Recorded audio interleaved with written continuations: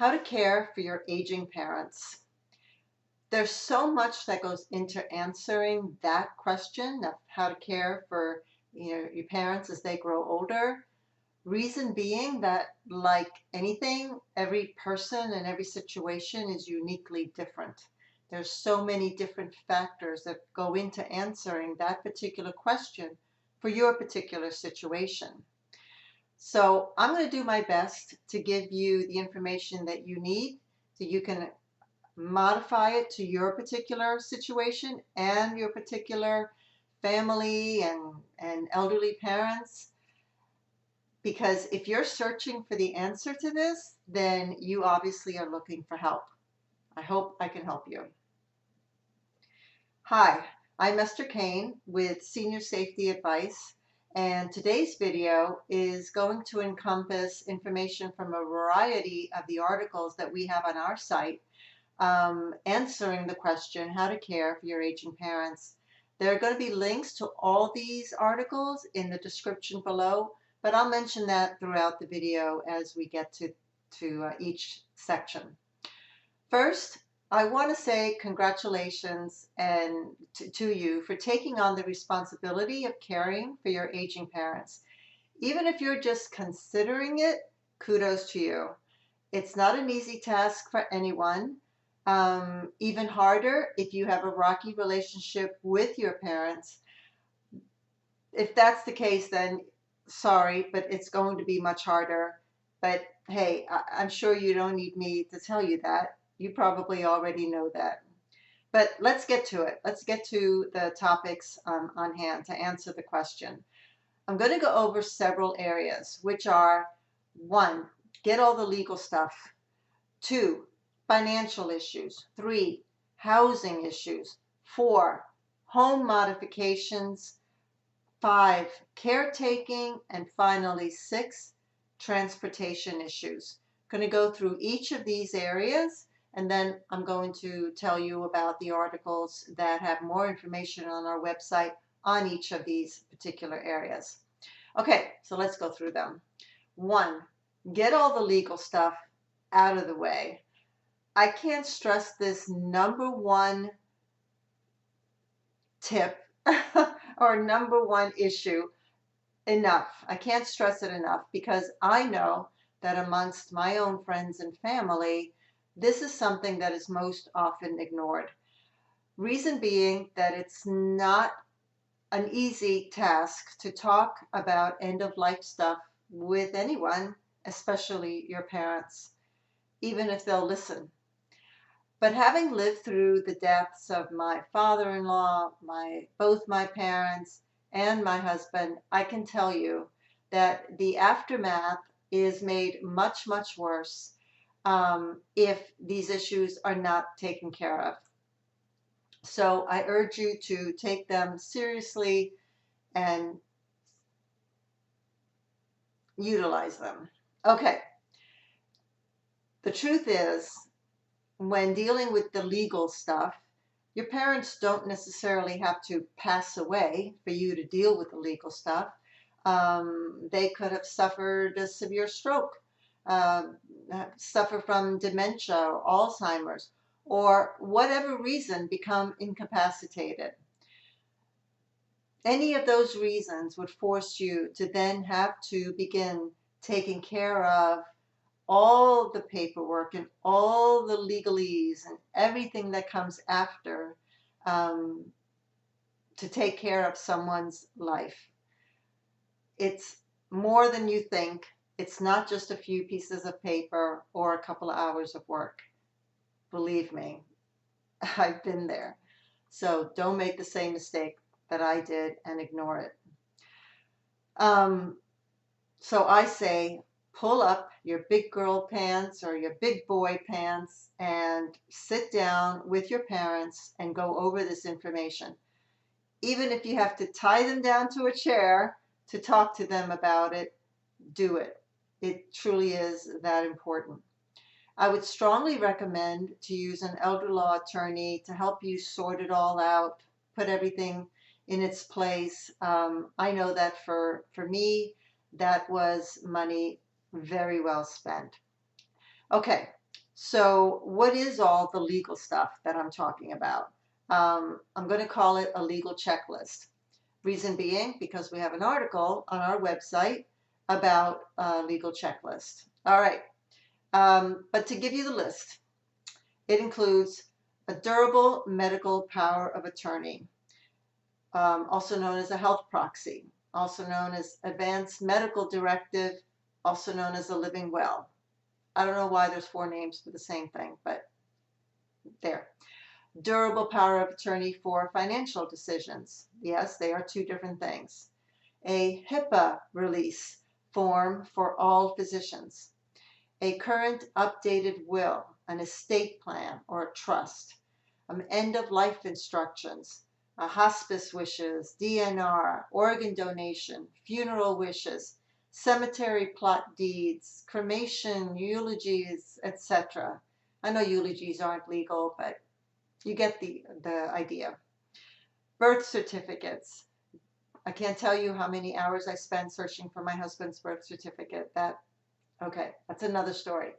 Deeds to the home, bank account information, stocks, bonds, and brokerage information, insurance policies, veterans discharge papers, death certificate of the spouse if that's applicable, divorce decrees, citizenship papers, pension benefits, 401k, annuity, names and contact information, debt documentation, including information for credit cards, loans, purchase contracts, rental agreements, and vehicle titles.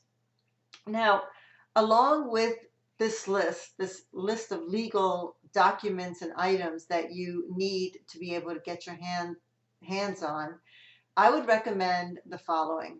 These aren't legal, what I'm going to be saying, but they are things that can impact the list of legal stuff that I just listed. The names and phone numbers of attorneys, financial planners, accountants, etc. that your parents use. The names and phone numbers of their physicians. The drugstore, pharmacy where they get their prescriptions. Any subscriptions that they are getting, like newsletters, magazines, etc.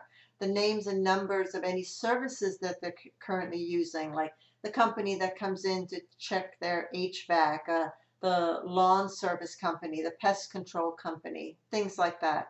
The names and numbers of any clubs and organizations that they go to or volunteer at. You want this secondary list because if your elderly parent becomes incapacitated or pass away, you will need to contact these institutions and the people to advise them. It could be as simple as, needing to cancel an appointment at the doctor's office, at the dentist's office, closing down monthly services, stopping prescriptions that get automatically renewed. It's a very important list, and when you're grieving the loss of your elderly parent, a lot of these things that seem like common sense that you would think of, believe me, they go right out of your head. So get it done, put it in a safe place, and you can thank me later for it. But I know it's not easy to gather and to talk to your parents about it, truly. Okay, number 2, financial issues. How to take care of an elderly parent includes being aware of what is happening in their lives and then being able to jump in and take over from them if and when they can no longer do it. And that's really what I'm talking about here with the legal issues and the financial issues. There are many products and services that can help the process of aging, growing older, to be a lot easier and safer. But the truth is, not everyone can afford them. I don't even know that most people can afford them. Knowing what your parents can and cannot afford will help you and your family to decide what can and should be done as they grow older and older. If you discover that your parents have savings, that's great. The game plan then is to figure out how to extend those savings to cover the remainder of their lives. If instead you discover that your parents have little to no savings or are in a lot of debt or both, then the game plan completely changes to reducing living expenses, reducing or removing the debt, and figuring out how to move forward with this limited amount of money. I mean, this may entail selling their home, selling their stuff, moving to a rental instead of purchasing something else, or moving to, something much smaller. It could possibly, if your parents have the capability, mean that they need to go to work part-time somewhere. There's a link below to an article that I wrote on what to do with aging parents who have no money. It's full of resources that can help you as the caregiver, as the family caregiver, to help your parents. Okay, housing issues. When taking care of an aging parent, you want to begin considering where they're living. What I mean is, yeah, the kind of housing that they're in, but also the kind of community that they're in. Are the services provided to them sufficient? Is the house safe for them as they grow older? Not only for them now, but how will it be a year from now, 2 years from now, 5 years from now, so forth. As an OT, I did many, many home assessments, and I do not know of one home assessment at all that I ever did. Even walking now into my friends' homes, I just see so many issues that need to be addressed in order to make that particular living environment safer. So don't kid yourself to think that just because your parents have been living in their house for 50, 60 years, whatever, that that house is safe for them. It isn't. There are many things that should be done. Need to be done, yes, but again, not everyone can afford it. So I would recommend for you to contact an occupational therapist or a home safety specialist to come in and give you all the information that you need in order to make your house safer. Of course, then you can start picking and choosing what you should be doing for your particular parent, and of course, what you can afford. But at least it gives you the knowledge base to start making the environment safer. Even if they're moving into your home or someone else's home, you can at least then make that particular environment safer for them as well. You want to have a plan. Either, if you have siblings, you want to, and include your parents, of course, create a plan as to what you could do in case. If one of your parents passes away, the other will what? Stay in their house, move in with you or a sibling, or move into an assisted living facility. If they do move in with family, is there room for that? Can the room or the area be modified to be safe? There's a lot of issues there. Do your aging parents want even to move to an assisted living facility? Or what about a retirement community? If so, if they do want to do that eventually, then what are they waiting for? Why not do it now? Are they having trouble deciding? Or maybe they're just having trouble getting rid of their stuff, that because they need to get rid of a lot of things in order to move to a smaller space. My experience is that most people don't move simply because they do have trouble letting go of the things that they have. And also, change is hard. The older you get, the harder it is to make a change.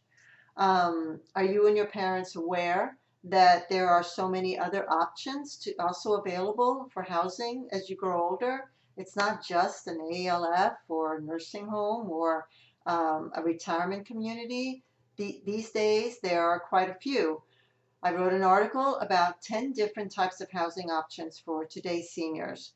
So some of them you may know and others may be new to you. But basically, they are granny pods, which are tiny homes that are placed in a backyard or property that the family owns, active adult communities, tiny home retirement communities, RV retirement communities, senior villages, which are really a pretty cool new concept. You can read it in the article.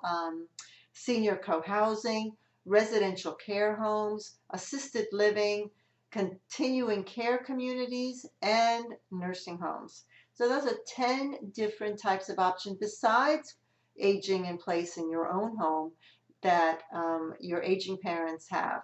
It's exciting because it's much more availability of different types of housing than even 20 years ago.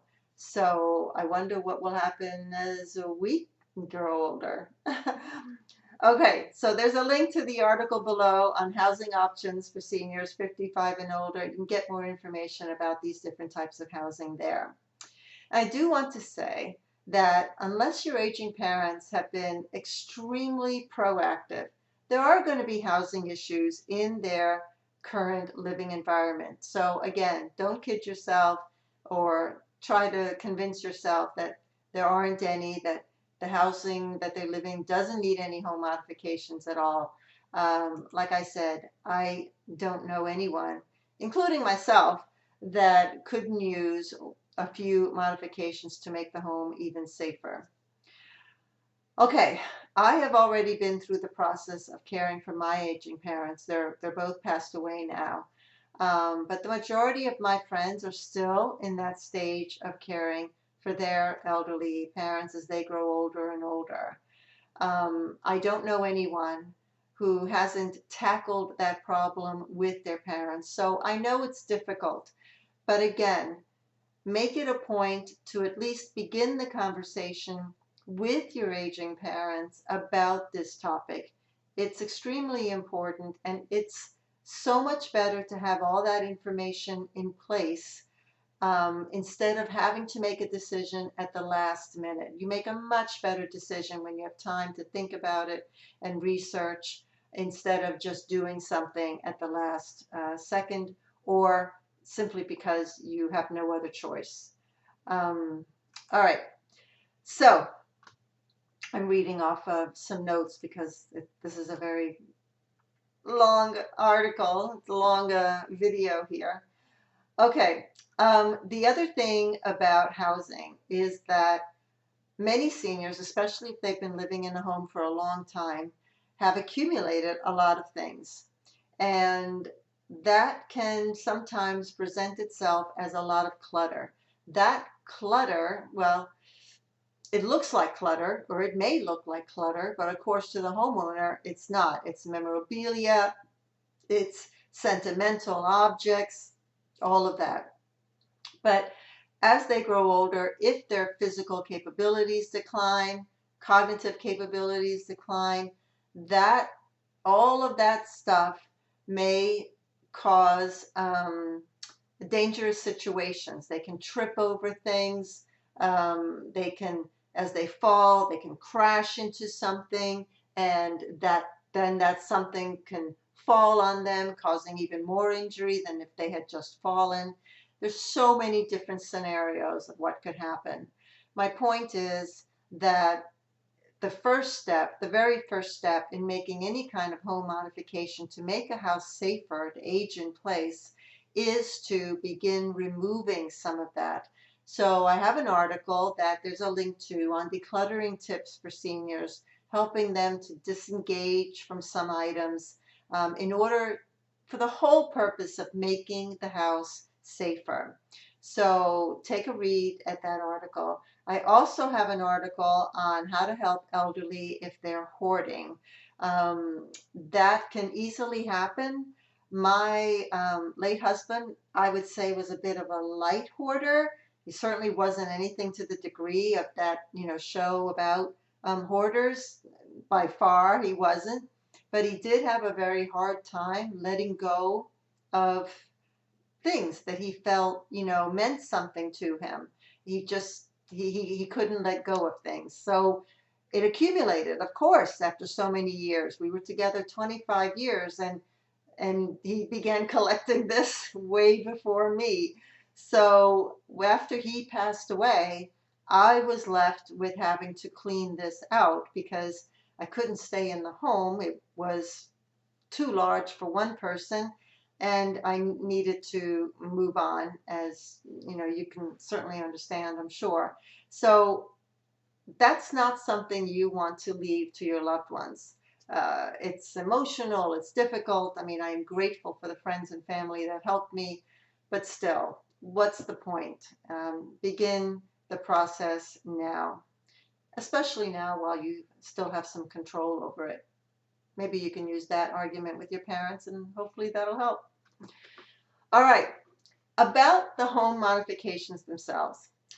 Whether your parents are going to be staying in their home and age in place, or if they're moving to a smaller home or perhaps moving in with someone, they'll more than likely need to have some home modifications made to the environment that they're going to be living in order to make it as safe as possible. Again, not only for now, but for the future.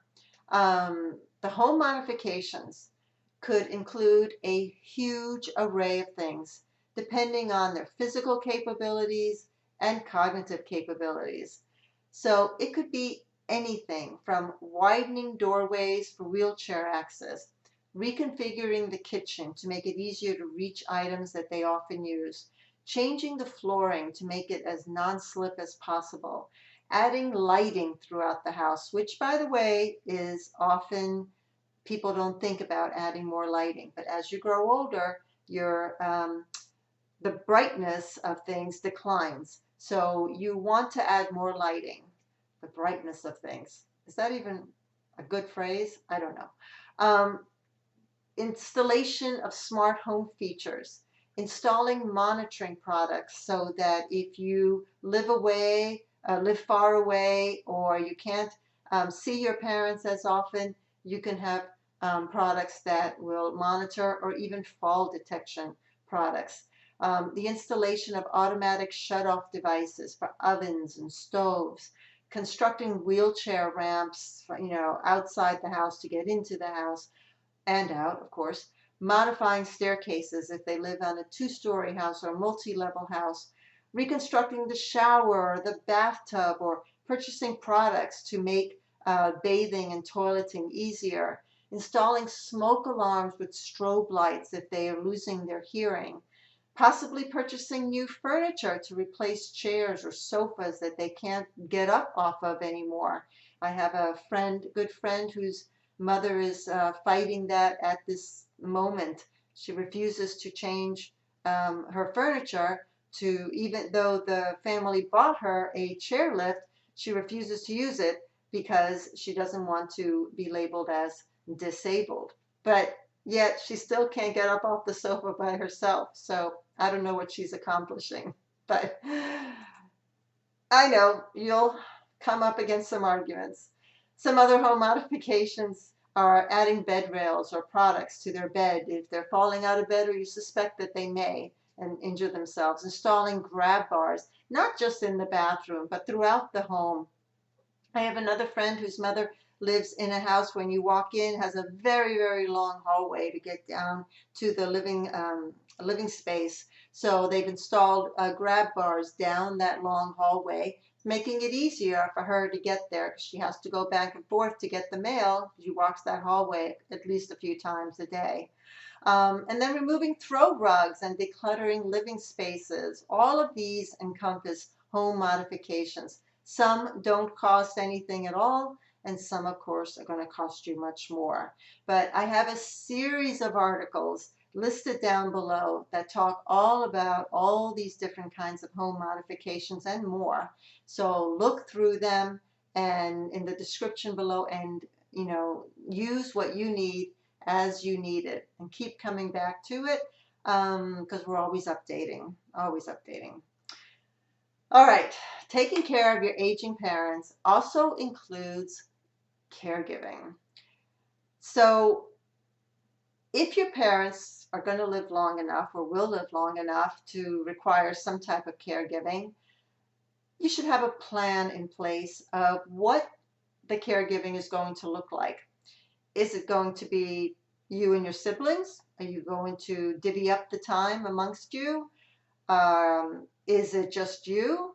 Are you the only one who's going to be responsible? Are there funds to hire somebody? If so, for how long? And how are the daily tasks going to be taken care of? If you're working, if you're trying to do caregiving, if you're splitting it, who's going to do what? Who's going to do the house cleaning, the grocery shopping, the bill paying, the medication dispensing, going to the doctors, and so many other issues. And if your parent unfortunately needs to be bathed or toileted, who's going to do all those things? I'm not saying you have to have every single detail written down in a contract, but if you have siblings and you're going to be sharing this, then I strongly suggest that you sit down, order a pizza, and talk about it. Have a discussion just to begin the idea of creating some type of plan before you're forced to make decisions at the last minute. Many family caregivers find it very difficult to care for their aging parents. So I urge you to use as many services available as possible. And today, fortunately, we have a ton of services thanks to the gig economy. Grocery shopping can be done through a resource like Instacart, who can go and do the shopping for you and then deliver it to your parents' home, or if you're there with them. Services like Blue Apron can deliver meals with fresh ingredients that can be prepared right in your home. There are maid services, of course, that can come to clean your home. Amazon pretty much delivers almost anything directly to your house. Even PillPack is an Amazon thing where they will deliver your medication in convenient packs. My point here is that it's very important to consider what you will be able to pay for and what you will have done for you as a primary caregiver for your parent, because it's going to be stressful enough caring for an elderly parent, especially if they're combative, if they're fighting dementia or Alzheimer's.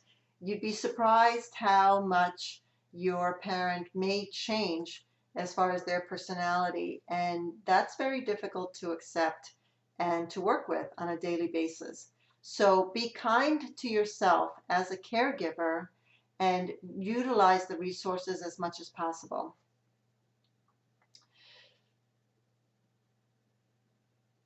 In that respect, I'm going to skip a little, because in that respect, I want to talk about a topic most people don't talk about, and that is hospice. I know, you're thinking hospice is end of life. It's for the last few days or week or whatever of your life, but that truly is not the case. Hospice can be there for so much longer.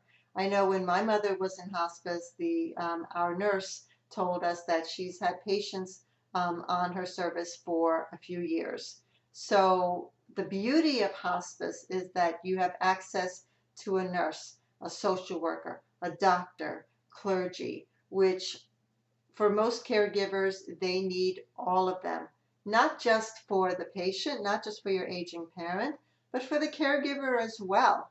And medications are delivered to you. If you need oxygen, oxygen is delivered to you.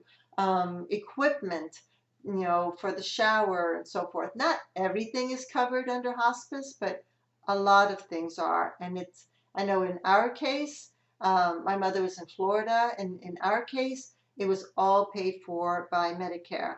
So I would ask you to just check. Just call your local hospice program, because each one is different, and find out how could they help you. If you needed their help, how could they help you? It's a great resource for families who especially don't have the money to pay for private caregiving. Check it out. I do have an article about hospice. It's in the description below. But all right, what if there are no other close family members? What if there are no close family members at all to your aging parents, and you have to be a caregiver from afar? All right, so I have an article on that listed below.